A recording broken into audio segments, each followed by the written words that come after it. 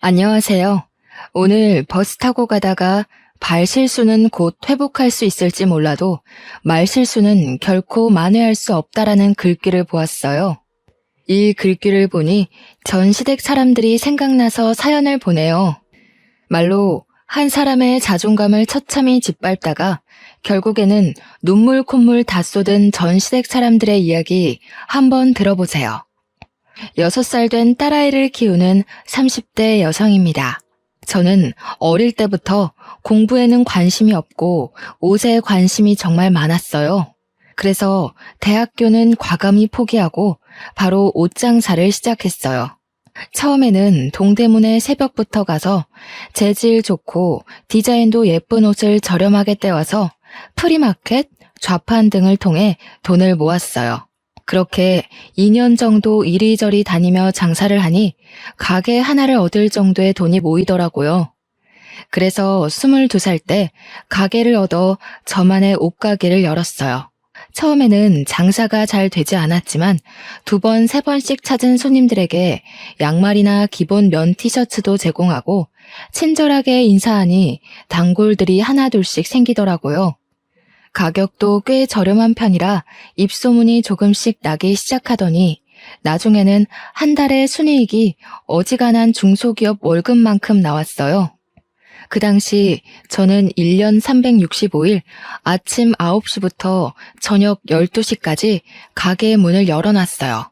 가게에서 먹고 자고 생활하며 제가 눈 떠 있는 시간은 항상 가게의 문을 열어두었죠.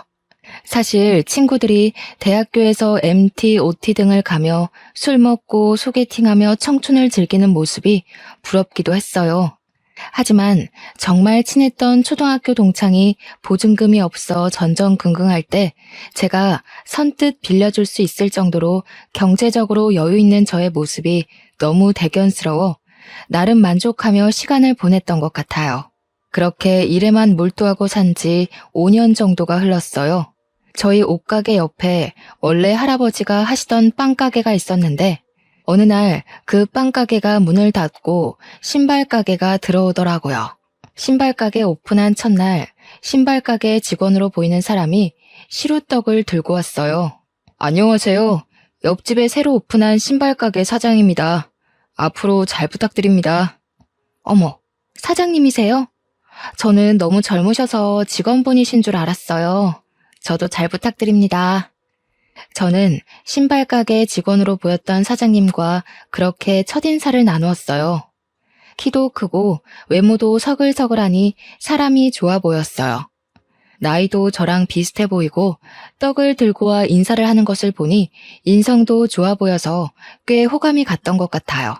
그렇게 며칠 동안은 서로 인사만 나누며 지냈어요. 그러다가 한 달 정도 지나자 점점 안부 인사도 묻고 이름과 나이를 알 정도로 친해졌어요. 그의 이름은 이경민이었고 나이는 저보다 4살이 많았어요. 혹시 오늘 시간 되시면 저녁 같이 드실래요? 저녁이요? 네. 이렇게 만난 것도 인연이기도 하고 제가 이래저래 도움 많이 받은 것 같아서 밥 한번 사드리고 싶어서요. 오늘 별일 없으면 조금 일찍 마치고 저녁 먹으러 가요. 경민 씨의 제안이 싫지는 않았고 저도 그날은 조금 쉬고 싶어서 알겠다고 했어요. 가게에 들어와 저녁 시간을 기다리는데 이상하게 가슴은 두근두근 뛰고 기분은 좋고 그러더라고요. 설레는 마음을 숨기고 경민 씨와 저녁 먹으러 근처 고깃집에 갔어요. 그곳에서 경민 씨가 살아온 이야기를 듣고 저도 살아온 이야기를 하며 서로 비슷한 점도 많고 통하는 점이 많다는 것을 알게 됐어요. 그 뒤로 종종 함께 점심과 저녁을 먹으며 많은 시간을 보냈고 오빠 동생에서 연인 사이로 발전하게 되었습니다. 우리는 사귀는 동안 한 번도 싸운 적이 없었어요. 경민 씨가 너무 착해서 항상 저의 의견을 잘 들어주며 모든 것을 다 맞춰주었거든요. 본인도 장사하느라 힘들 텐데 저의 투정도 다 들어주었거든요. 그런 모습에 반해 저는 이 남자와 결혼하기로 마음먹고 각자 집으로 인사를 드리러 가게 되었어요. 먼저 우리 집에 경민 씨와 함께 가니 부모님은 평생 일만 하고 노천으로 살 줄 알았는데 이렇게 멋진 남자친구를 만나고 있었냐며 좋아하셨어요. 우리 아이 예쁘게 봐줘서 고맙다고 언제든 결혼한다 그러면 적극 환영이라고 하셨죠. 그리고 다음 주 많이 떨리는 마음으로 경민 씨 집에 인사드리러 갔어요. 경민 씨의 부모님은 저를 반갑게 맞이해 주셨어요. 아직 결혼을 안 한 남편보다 1살 위인 형님은 조금 날카롭게 보이긴 했지만 마음은 따뜻한 사람 같았어요. 음식도 너무 맛있었고 식사 후 정리도 다 같이 하는 모습을 보며 참 화목한 집안이란 생각이 들었어요. 그리고 그런 모습을 보니 빨리 결혼을 해서 이 집의 가족 구성원이 되고 싶었어요. 서로의 집에 방문한 뒤 우리는 바로 결혼 준비에 들어갔어요. 신혼집과 신혼살림, 식장 예약에 스드메 투어까지 해야 할 일이 정말 많은데 경민 씨는 계속 표정이 뚱해져 있더라고요. 요새 무슨 일 있어? 피곤해? 아니, 왜? 우리 지금 준비할 것이 정말 많은데 얘기하면 별 관심도 없어 보이고 피곤해만 보여서. 무슨 일 있는 거야? 사실 말이야. 뭔데? 이야기해봐. 우리 이제 앞으로 같이 살 사람인데 무슨 일이 있어도 같이 풀어나가야지. 안 그래? 사실 나 그동안 모아둔 돈으로는 집 사기 너무 힘들 것 같아서 코인을 투자했거든. 뭐? 코인? 그 뉴스에서 요새 난리난 그 코인? 저는 깜짝 놀랐어요. 사실 저는 주식이나 코인, 부동산에 투자하는 것에 대해 부정적으로 생각하고 있어요. 건전한 투자로 재산을 불리는 일도 있다지만 사실 제 주변에서는 다들 주식이나 코인, 부동산 투자했다가 빚만 지는 경우가 더 많았거든요. 그래서 저는 절대 어디에 투자하지 않고 열심히 일해서 차곡차곡 돈을 모아야겠다고 생각했어요. 그런데 얼마 전부터 코인이 상승세가 되면서 다들 코인을 많이 사더라고요. 저 역시 모아둔 돈도 있고 해서 코인에 투자할까 살짝 생각했지만 언제 폭락할지 모르니 투자를 하지 않았어요. 그런데 그때 경민 씨는 저 몰래 코인에 투자했던 것이죠. 그럼 얼마나 잃은 건데? 일단 내 여윳돈의 반토막. 미안해. 정말 너랑 예쁜 신혼집 살려고 만든 돈인데 이렇게 어이없게 날려서. 내가 입이 10개라도 할 말이 없다. 그런데 내 나름대로는 너랑 잘 살아보고 싶어서 그런 거니 조금만 이해해주라. 정말 미안해. 저는 사실 정말 화가 많이 났지만 그래도 저랑 같이 잘 살아보고 싶어서 그런 거라니 화를 꾹 참았어요. 그럼 우리 집이랑 혼수 장만은 어쩌지? 일단 네가 모아둔 돈에 약간 대출 껴서 집 장만하고 혼수는 내가 있는 돈 조금 보태서 사자. 정말 미안해. 근데 코인이 폭락하다가도 다시 오른다고 하니까 조금만 기다려봐. 코인 다시 오르면 바로 다 빼고 2번 다신 이런 짓 안 할게. 이미 돈이 나갔는데 어쩔 수 없지 뭐. 대신 앞으로는 절대 코인이나 주식하지 말기다. 알았지? 결국 제가 모아둔 돈으로 신혼집을 마련하고 혼수도 거의 다 제 돈으로 마련했어요.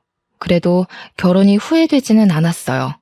남자친구의 가족은 여전히 정말 화목해 보였고 그런 분들이 제 시댁 식구라면 당장 나에게 돈이 없어도 평생 행복하게 살 수 있을 것 같았거든요. 이렇게 우리는 결혼을 하고 허니문 베이비로 바로 아이가 생겼어요.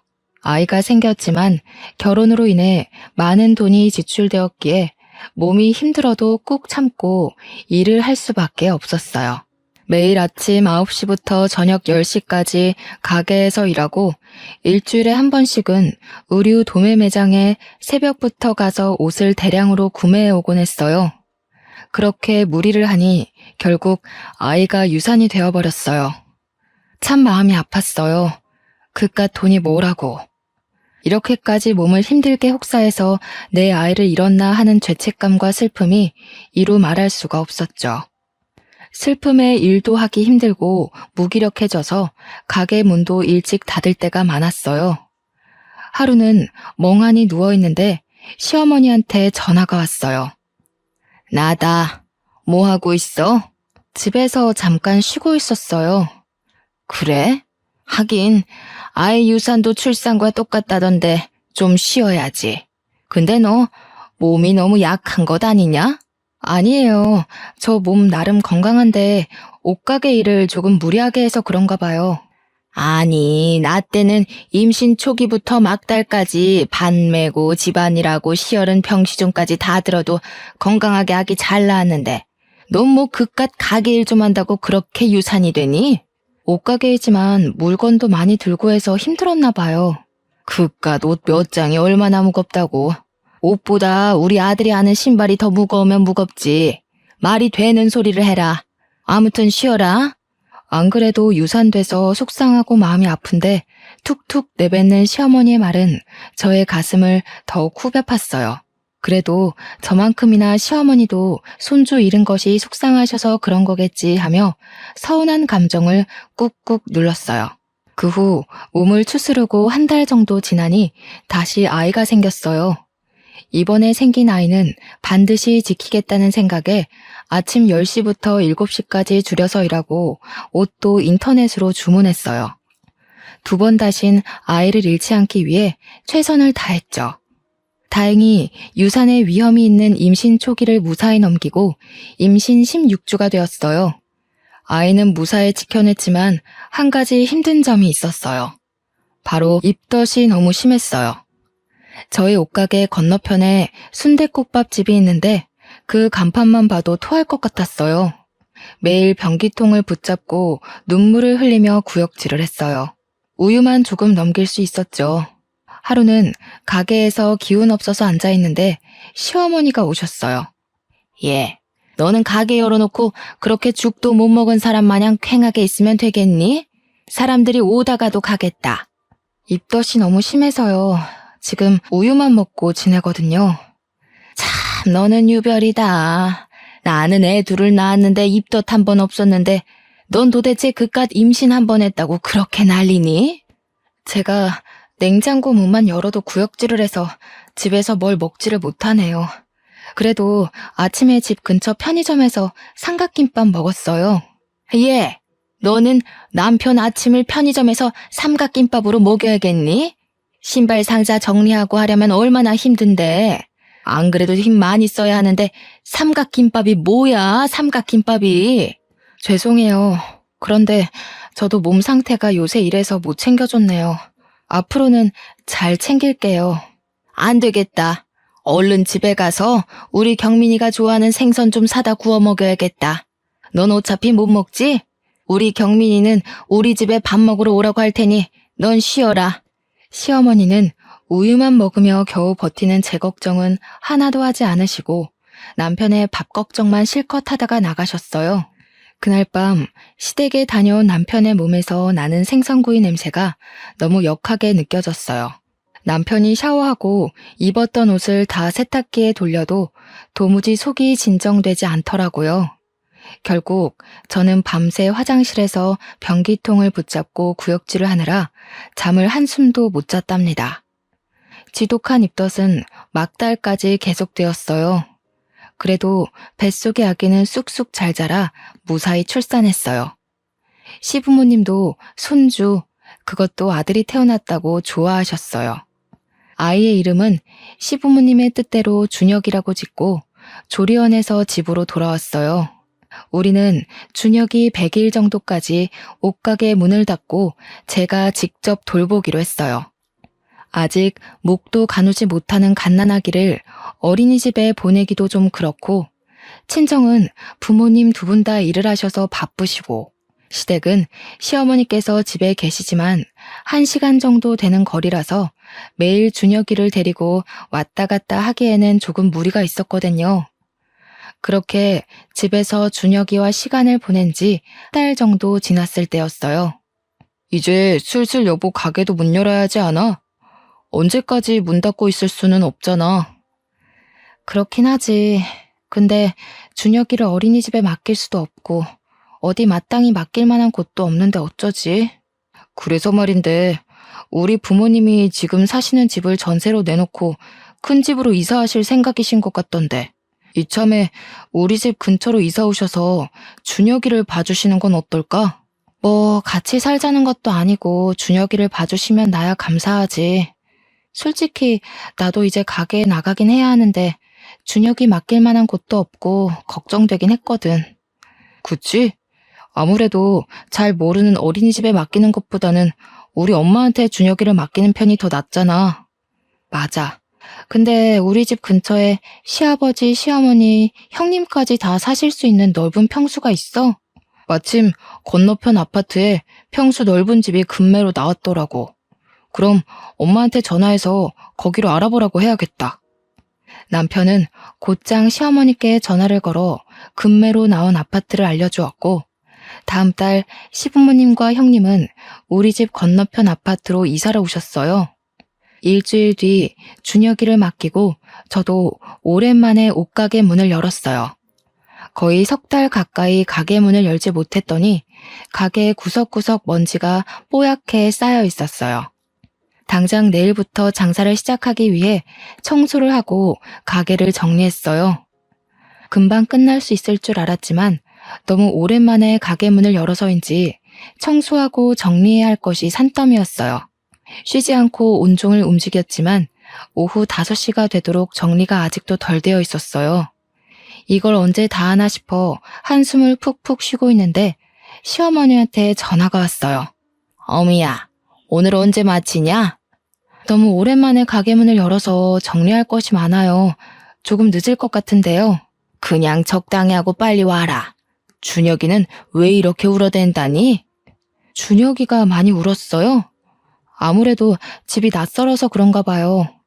우리 경민이는 아기 때 모유 먹이고 기저귀만 갈아주면 한 번도 울지를 않았는데 얘는 도대체 누굴 닮아서 이렇게 빽빽 울어대는지.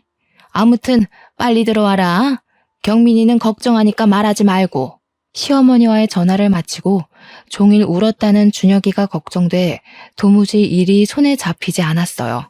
저는 대충 일을 마무리하고 바로 옆 남편 가게로 넘어갔어요. 준혁이가 많이 온다고 전화가 와서 오늘은 일찍 먼저 들어가 봐야 할 것 같다고 말한 뒤 바로 시댁으로 향했어요. 시댁에 가니 준혁이는 잠들어 있었어요. 준혁이 얘는 널 닮아서 그런가? 정말 유별나게 울더라. 어찌나 시끄럽던지. 많이 힘드셨죠. 아기 보는 게 쉬운 일이 아닌데. 알긴 아는구나. 아, 그리고 내가 경민이한테 말하지 말랬는데 그새 왜 말했니? 경민 씨가 준혁이 아빠인데 알고 있어야죠. 가게가 바로 옆이라서 제가 문 닫고 가는 거 뻔히 다 아는데 굳이 둘러댈 이유도 없잖아요. 그래도 밖에서 일하는데 걱정되게 왜 그런 얘기를 하니? 너는 참 생각도 없다. 그냥 너 몸 힘들어서 오늘 빨리 문 닫는다고 말하고 오면 되지. 다음부터 이런 일 있으면 경민이한테는 말하지 말고 와. 알겠니? 솔직히 남편만 혼자 일하는 것도 아니고 저도 같이 일하고 준혁이가 저만의 아이도 아닌데 아이가 운 사실조차 숨겨야 하나 하는 생각이 들었어요. 그래도 일단 우리 준혁이를 돌봐주셔야 제가 가게에 나갈 수 있으니 굳이 시어머니의 기분을 상하게 할 필요는 없겠다 싶어 그냥 알겠다고 하고 넘어갔어요. 그 뒤로도 가게에서 조금만 늦게 퇴근하면 시어머니는 전화로 빨리 오라고 성화하셨어요. 저도 가게 일로 바쁜데 자꾸 그러시니 짜증이 나기도 했지만 노년의 나이에 아이 보는 게 얼마나 힘드실까 싶어 최대한 시어머니의 기분을 맞춰드리려고 노력했어요. 그런데 점점 시어머니의 육아에 이해가 가지 않는 부분들이 생기기 시작했어요. 10개월 정도 되었을 때는 퇴근하고 오니 준혁이가 후라이드 치킨을 먹고 있었어요. 제가 여기에 대해서 뭐라고 하면 예전에는 5개월 때부터 밥도 먹고 나물도 먹고 했다면서 도대체 이게 무슨 문제냐고 성하셨어요. 이러한 시어머니의 육아 방식이 마음에 안 들었지만 그래도 남편을 이렇게 건강히 잘 자라게 하신 분이니 믿고 따랐어요. 그러다 준혁이가 갓 돌이 지난 어느 날이었어요. 여느 때처럼 가게 문을 열고 장사 준비를 하고 있는데 준혁이의 몸이 불덩이처럼 뜨겁다고 시어머니한테 급하게 전화가 왔어요. 저는 바로 가게 문을 닫고 남편에게로 가서 준혁이의 상태를 말한 뒤 곧바로 시댁으로 향했죠. 도착하고 저는 경악하고 말았습니다. 바로 시어머니가 준혁이의 엄지손가락을 따버렸고 준혁이는 엉엉 울고 있었더군요. 그 모습을 보는 순간 저는 너무 기가 막히고 깜짝 놀라 시어머니께 소리를 질렀어요. 어머니, 지금 준혁이한테 뭐 하시는 거예요? 원래 열날 때 손가락 끝을 따서 더러운 피를 빼주면 금방 낫는다. 그리고 너는 어른한테 말버릇이 그게 뭐니? 어머니, 제가 소리 지른 것은 죄송하긴 한데요. 어른도 아니고 어린애 손을 이렇게 맘대로 따면 어떡해요. 혹시라도 감염이라도 되면 어쩌려고요. 당연히 약국 가서 사놓은 수지침으로 소독도 다 하고 했지. 그리고 옛날에는 아기들 열나면 다 이렇게 했어. 옛날이야 병원이나 약이 많이 없어서 그랬다 쳐도 요새는 아니잖아요. 엎어지면 코다할 거리에 병원 있고 약국 있는데 진료받고 해열제 먹이면 되지. 왜 굳이 집에서 해결하려고 하시는 거예요? 빨리 병원을 데려가셨어야죠. 야, 의사들보다 나이 더 먹은 내가 더 잘 알아. 이러면 금방 열이 내린다니까. 이게 다 선조들의 지혜란 말이야. 그러는 너는 왜 내가 뭘 하기만 하면 바락바락 대드니? 시애미가 그리 만만하냐? 저는 준혁이를 빼앗듯이 데리고 소아과로 갔어요. 진료를 보니 아이의 열은 돌치레인 것 같다며 당분간은 열이 날 수도 있으니 해열제 잘 먹이고 잘 보라고 하셨어요. 진료 후 집에 왔는데 남편에게서 전화가 왔어요. 우리 엄마랑 무슨 일 있었어? 엄마가 며느리 무서워서 준혁이 못 보겠다고 하시던데.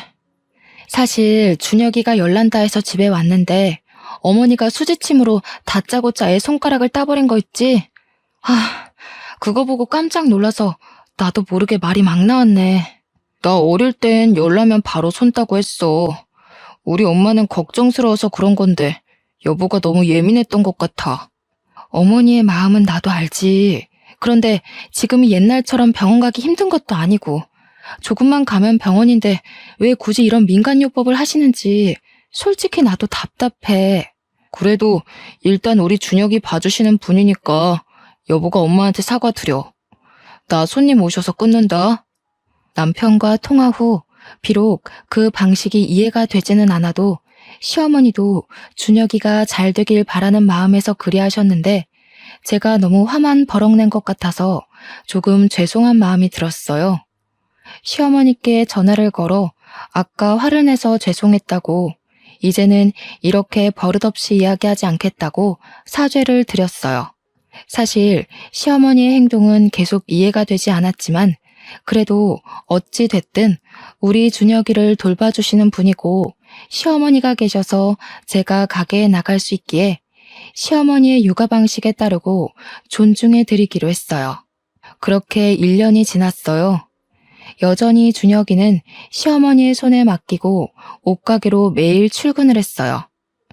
예전만큼은 아니었지만 먹고 사는데 지장이 없을 정도로 매출이 나오기 시작하며 생활의 안정을 찾을 즈음 매장 옆에 큰 공사를 시작하더니 커다란 패션 아울렛이 들어섰어요.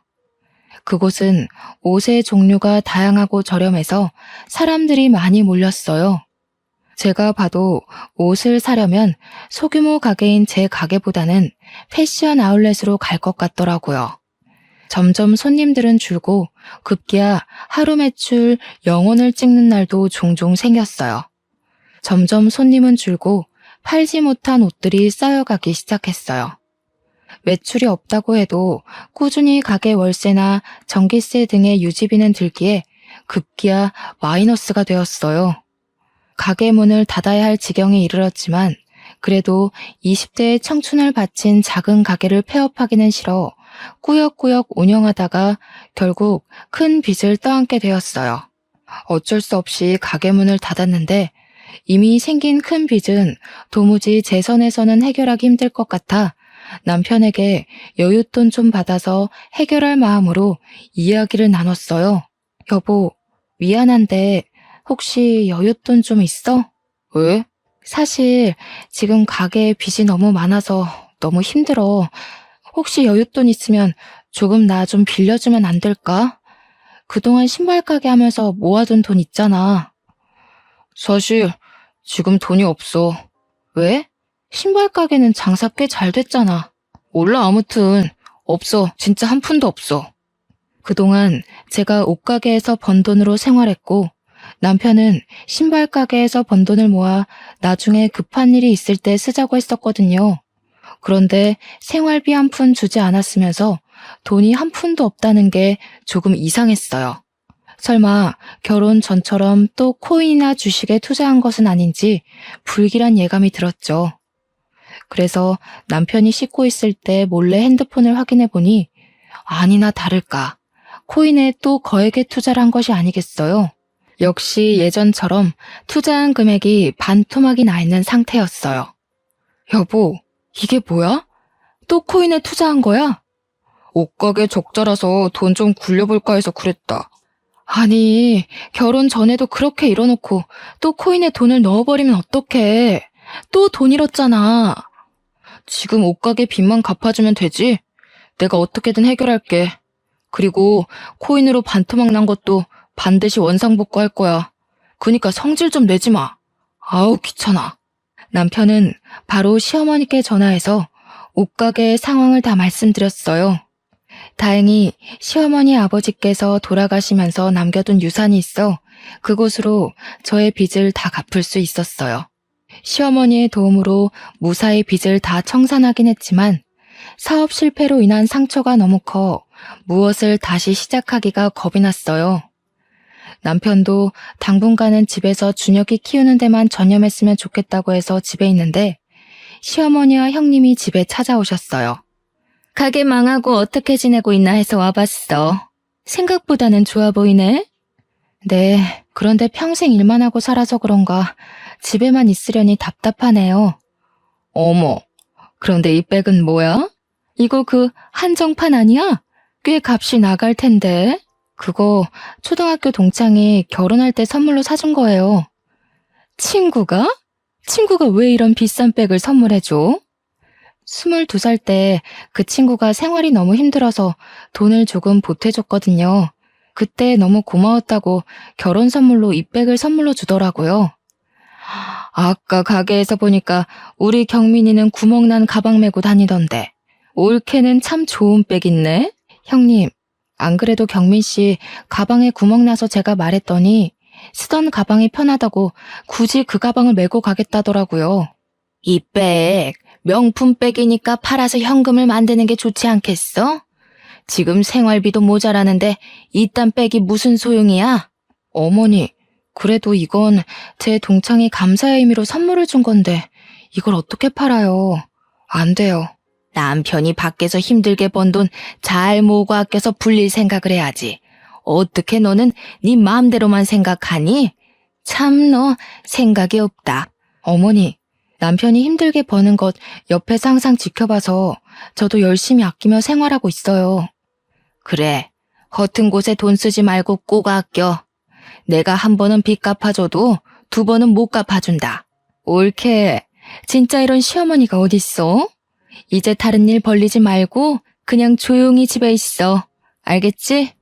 시어머니와 형님은 저의 빚을 갚아준 것을 들먹이며 제 속을 마구 헤집어 놓았어요. 사실 정말 화가 났지만 뭐라 할 수가 없었어요. 어찌되었건 저의 빚을 갚아주신 건 시어머니셨으니까요. 그날 뒤로 시어머니는 혈압약을 받으러 갈 때마다 저를 부르셨어요. 혼자서는 힘들어서 못 가니 병원에 좀 데려다 달라고요. 병원에서 오는 길에는 제 옷가게가 망해서 우리 아들이 빚더미에 앉았던 거 생각하니 속이 상해서 고혈압이 온 것 같다며 시어머니의 병이 꼭 다 제 탓인 것처럼 말씀하셨어요. 전 억울한 면이 있기는 했지만 그래도 시어머니의 돈으로 빚을 해결했기에 뭐라 딱히 반박할 말이 없었어요. 유난히도 더웠던 지난 여름에는 집에 있는데 시어머니께서 집으로 오라고 전화가 왔어요. 준혁이를 데리고 시댁에 가니 오늘 시어머니 지인들과 친목 모임을 집에서 하는데 마침 복날이니 삼계탕 만드는 것을 도와달라고 하시는 것이 아니겠어요? 부엌에 가보니 닭과 재료만 사다 놓고 손질이 하나도 되어 있지 않더라고요. 저는 그 무더위에 땀 뻘뻘 흘리며 혼자 삼계탕 10인분을 만들고 집에 왔어요. 퇴근한 남편한테 오늘 이런 일이 있었다고 말하니 너는 집에 있는데 엄마 친구들에게 삼계탕 하나 끓이는 게 뭐가 힘드냐며 오히려 타박이더라고요. 이럴 때 빈말이라도 이렇게 더운데 고생했다고 말해주면 얼마나 좋을까 싶어 섭섭한 마음에 눈물만 흘리다가 잠이 들었어요. 다음날 밤새 잠을 설치다가 늦잠을 자고 있는데 아침부터 시어머니한테 전화가 오더라고요. 어제 삼계탕 먹고 설거지거리가 잔뜩 쌓여있는데 허리가 아프시다며 와서 설거지 좀 해달라고요. 전날 울어서 그런지 머리가 깨질 듯이 아파서 죄송하지만 오늘 머리가 아파서 못 가겠다고 했더니 젊은 애가 무슨 맨날 아프냐며 내가 너 빚만 안 갚아줬어도 그냥 좋은 데 가서 맛있는 음식 대접했을 텐데 너 빚 갚느라 어제 집에서 허접스러운 음식 대접했다면서 막 쏘아붙이시는 거예요. 저는 또 바보같이 시어머니의 그런 모진 말들을 다 듣고도 아무 말도 할 수가 없었네요. 어찌되었건 시어머니의 돈으로 급한 빚을 해결했으니까요. 그 뒤로도 시어머니의 부르심은 거의 매일같이 계속되었어요.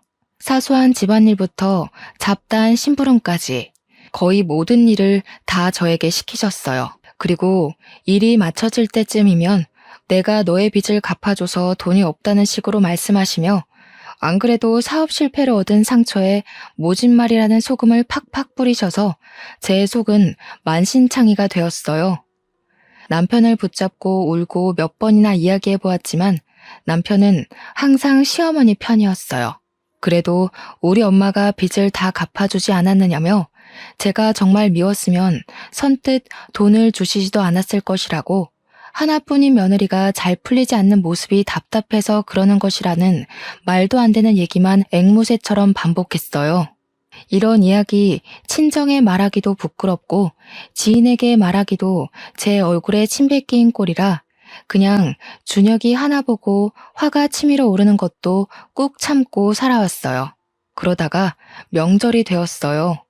저희 친정엄마는 명절을 맞이하여 시댁에 가는 저에게 화장품 3세트를 건네시며 시부모님과 형님에게 드리라고 하셨어요. 나름 금가루도 들어가고 꽤 비싸 보이는 제품이었죠. 어머니, 아버지, 형님, 저희 엄마가 명절이라고 화장품 준비했어요. 보내주신 것이니 잘 쓰긴 하겠다만 솔직히 화장품 난 별로던데. 이거 딱 봐도 싸구려네. 아니, 피부 트러블이라도 나면 어쩌려고 이런 화장품을 보내셨대? 나도 화장품 잘 안 쓰는데 이거 사돈한테 미안해서 어쩌나. 참 쓸데없는데 돈 쓰는 것은 엄마나 딸이나 똑같네. 화장품 버리기도 힘든데 왜 이런 걸 사셨대? 그러게나 말이다. 딸은 사업 망해서 내 돈으로 빚 갚아. 엄마는 쓸데없는데 돈 써. 너희 친정은 참 돈 관리를 못하는구나. 에이, 다들 그래도 너무하네. 장모님이 생각해서 보내신 건데 그래도 한번 써봐. 금가루도 들어가고 좋아 보이네 뭐. 어찌 됐건 보냈으니 잘 쓰긴 하마. 옆집은 사돈이 한우를 보냈다던데 우리도 그런 거나 보내지 쓸데없는 화장품은 무슨. 엄마가 고심해서 고른 선물을 보시며 다들 좋지 않은 소리를 하시니 기분이 상했지만 명절이기도 하고 시어머니의 돈으로 빚을 갚은 것이 틀린 말도 아니니 뭐라 할 수가 없었어요. 예, 이번 명절에는 우리 음식을 만들어서 먹자. 그래도 명색이 명절인데 음식을 해야 하지 않겠니? 원래 저희 시댁은 명절 때 제사가 없고 그냥 우리끼리 서로 좋아하는 것을 시켜 먹었어요. 괜히 요리하며 일 벌리면 누군가는 분명 힘들어져서 명절이 싫어진다고요. 그런데 갑자기 저에게 올해는 음식을 장만하자는 것이에요. 엄마, 무슨 음식을 장만해? 우리 원래 매년 시켜 먹었잖아. 너는 맨날 일하니까 쉬고 나랑 네 마누라가 요리하면 돼. 가만히 있자. 시아버지는 김치전 좋아하고 우리 딸은 육전을 좋아하고 우리 아들은 배추전을 좋아하니까 이 3개 다 해서 먹자. 무슨 부침개를 3개나 만들어. 그냥 하나만 만들어. 나 배추전 안 먹어도 돼. 나 옛날에는 부침개 10종류나 만들고 그랬어. 3종류는 뭐 일도 아니지. 너 설마 네 마누라 고생할까봐 그러는 거냐? 내가 네 마누라 빚도 다 갚아줬는데 이 정도도 못 시켜? 옳게. 설마 이번 명절 때 음식 장만시킨다고 속으로 우리 욕하는 거 아니지? 아니에요. 다 같이 먹을 음식 장만하면 좋죠 뭐. 남들이 먹는 것도 아니고 가족들이 먹는 것인데요. 그치? 내 친구들은 명절 일주일 전부터 불려가서 같이 장 보고 한다더라. 우리 엄마는 그런 건 없잖아. 올케는 정말 행복한 줄 알아.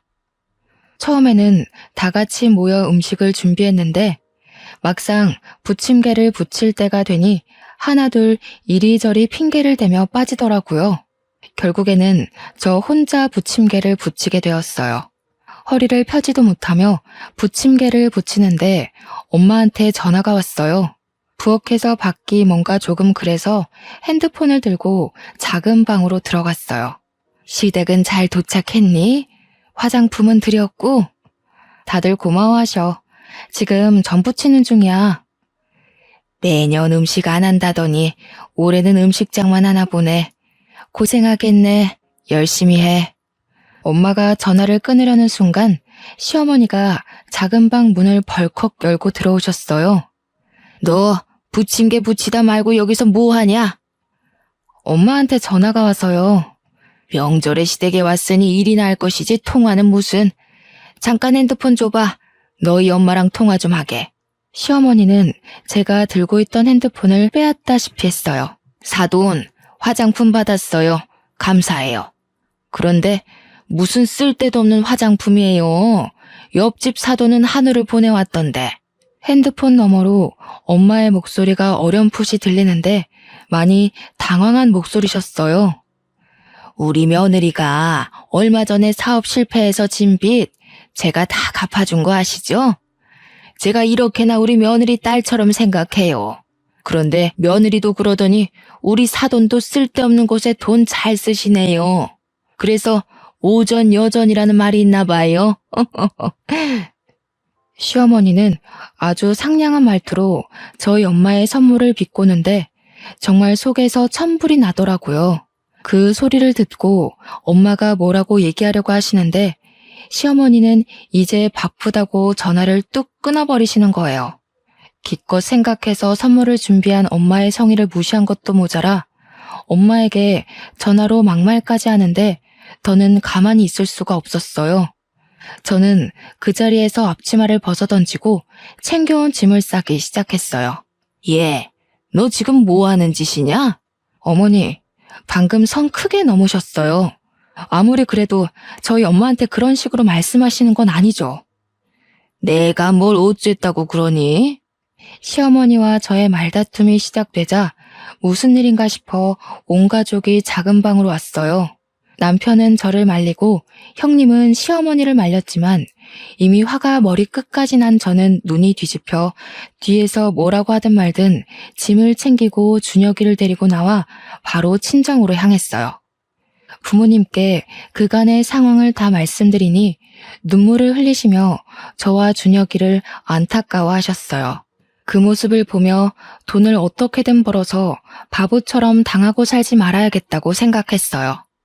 그런데 준혁이는 아직 어리고 어린이집은 대기가 길어서 당장 보낼 수가 없었어요.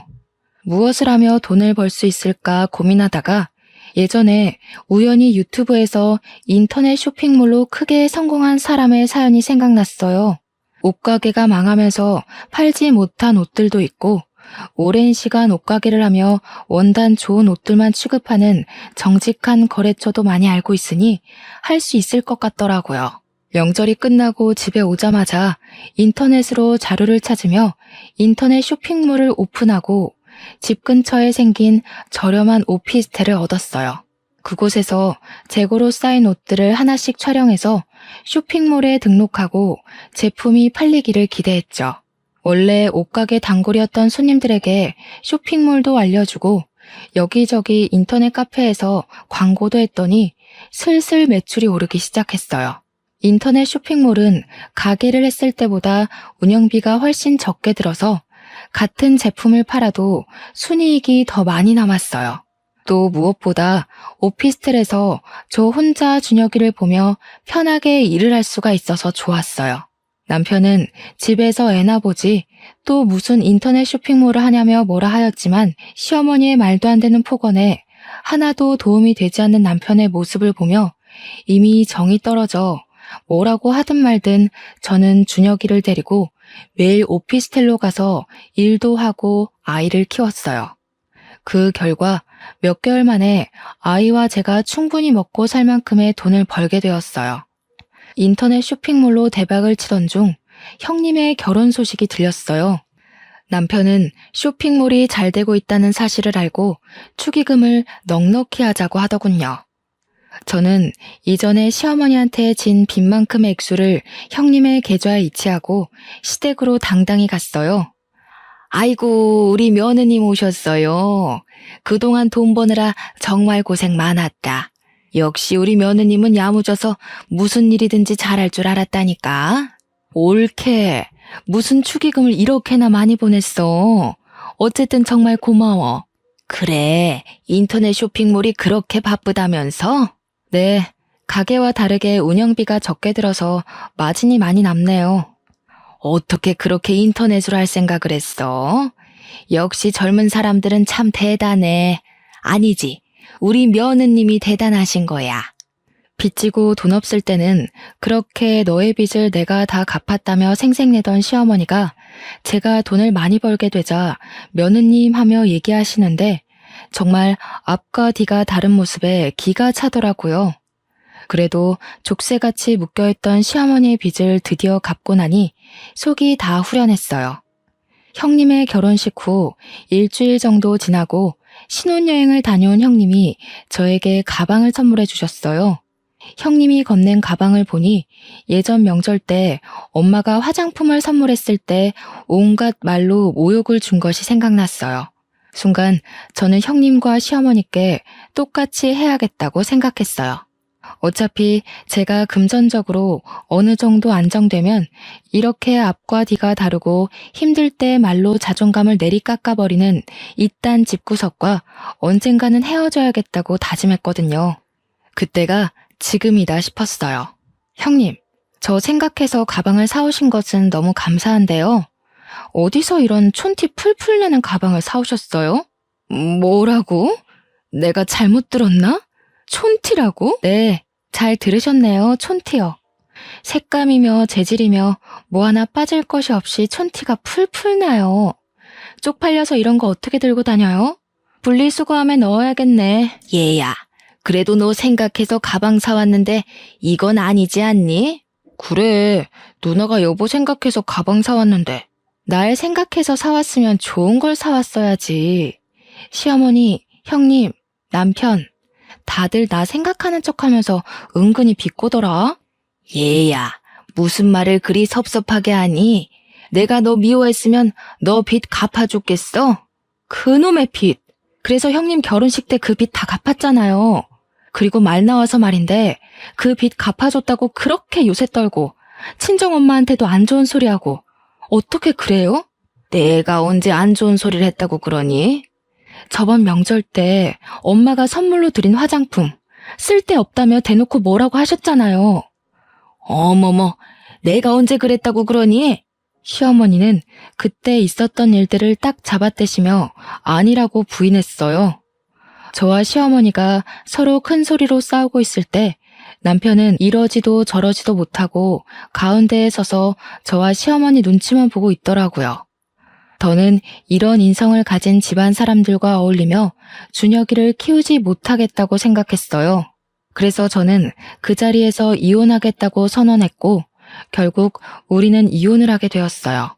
물론 양육권은 제가 가지고요.